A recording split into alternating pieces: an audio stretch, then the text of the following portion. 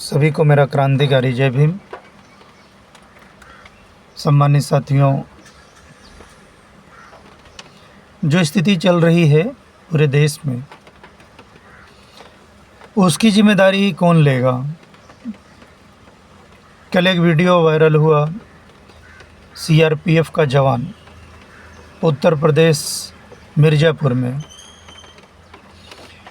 कांवड़ियों ने जिस तरीके से उन्हें मारा पीटा, जो कि हम पूरा देश आर्मी के लोगों को इतना सम्मान होता है उनके लिए, क्योंकि वो आर्मी जो हमें सुख और चैन की नींद सोने के लिए अपने सुख चैन को खोता है, अपने नागरिकों को रक्षा करता है, और वही नागरिक अगर अपने उस आर्मी के जवान का इज्जत नहीं करे, ये तो बहुत दुख की बात है। हमारे देश में धार्मिक चीज़ें चलती हैं, धार्मिक आयोजन चलता है, लेकिन इस समय जो कांवड़िया कर रहे हैं, कांवड़ यात्रा के नाम पर कभी किसी का बस तोड़ दे रहे हैं, रास्ते चलते लोगों को मार रहे हैं, प्राइवेट गाड़ियों को तोड़ रहे हैं, मार रहे हैं, ढाबा तोड़ दे रहे हैं, और देखें रोड पर इस तरीके का आतंक फैला रहे हैं। कल एक वीडियो और आया था, जो ट्रक के ड्राइवर बेचारे थे, वो लोग कह रहे थे कि मैं खाना नहीं मिल रहा है, पूरा ट्रैफिक में फंसे हुए हैं, गाड़ी आगे जाने नहीं दिया जा रहा है, सिर्फ गवर्नमेंट की ही गाड़ियां आ जा रही हैं। तो इससे देश का कितना नुकसान हो रहा है, और उन जो गरीब ड्राइवर हैं जो खाने के लिए परेशान हैं, तो इसलिए सरकार को चाहिए कि एक गाइडर रखें और पुलिस को लगाया जाए। वो सिर्फ चलने वाली जो पटरी होती है पब्लिक, या तो आधा सड़क कांवड़िए के लिए दिया जाए, बाकी सड़क जो है वाहन चलने के लिए अनुमति दिया जाए। नहीं तो आने जाने वाले लोगों को, एम्बुलेंस को, पीड़ित जो बीमार लोगों के लिए अगर रास्ता नहीं मिलेगा तो उनकी जान जा सकती है। और जो ट्रक ड्राइवर हैं जिनको ज़रूरी सामान पहुंचाना है, डिलीवरी करना है, वो भी नहीं पहुंचेगा तो नुकसान देश का ही है। तो इससे मेरा अपील है, सरकार इस पर चिंता करे और कोई ना कोई रास्ता निकाले जिससे कांवड़ यात्रा भी ठीक ठाक चले, और देश में जो रास्ता होता है आवागमन का, आम जनता को भी तकलीफ़ न पड़े। इसका विशेष ख्याल रखना सरकार की जिम्मेदारी होती है। और जो सिस्टम में बैठे हुए अधिकारी हैं, उच्चतम अधिकारी, उनका भी इस पे काफ़ी रोल होता है। और मुझे पूरा भरोसा है इस देश के कानून पर, अधिकारियों पर, उनके अंदर वो क्षमता है, वो एबिलिटी है। अगर वो चाहेंगे तो ज़रूर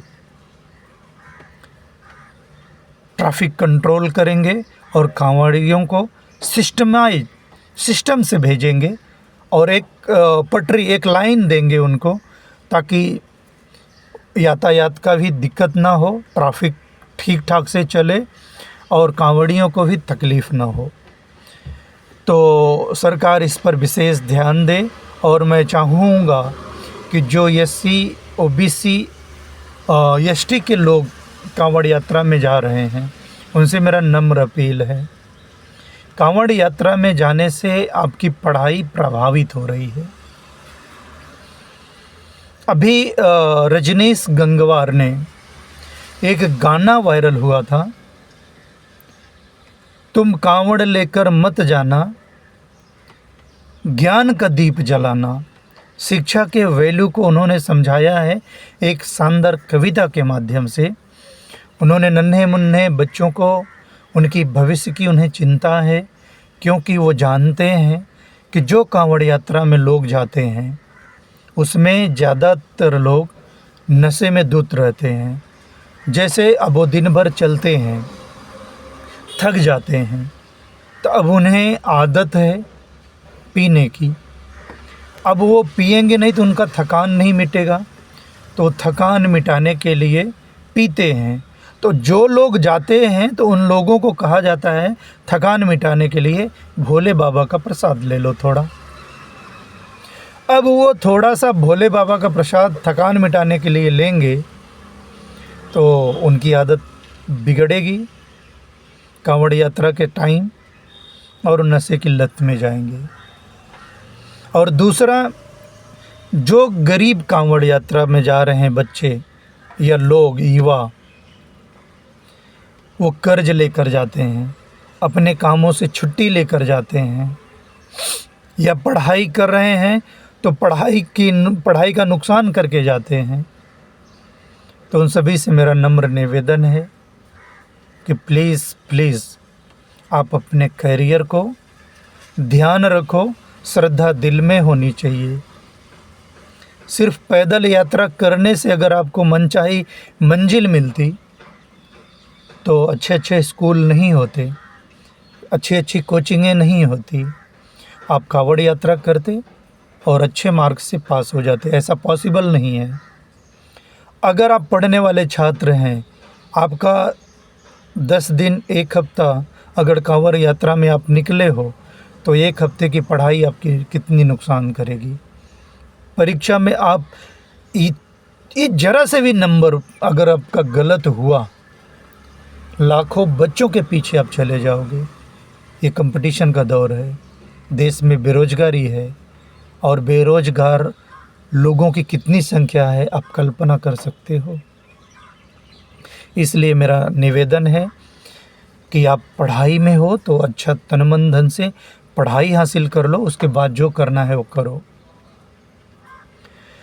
लक्ष्य आपका बड़ा होना चाहिए, तभी आप हासिल कर पाओ। और जो गरीब हैं, कर्ज लेकर निकले हैं, अपने कंपनियों से जहाँ काम करते हैं उन जगहों से छुट्टी लेकर आ रहे हैं, तो उनसे भी मेरा अपील है कि एक दिन आपका बर्बाद होने से, कर्ज में जाने से आपको क्या मिलेगा। अगर कांवड़ यात्रा में जितने भी लोग जाते हैं, अगर वो सफल हो जाते, अगर उनको काबिलियत मिल जाती, धन दौलत मिल जाता, तो वो मेहनत मजदूरी नहीं करते।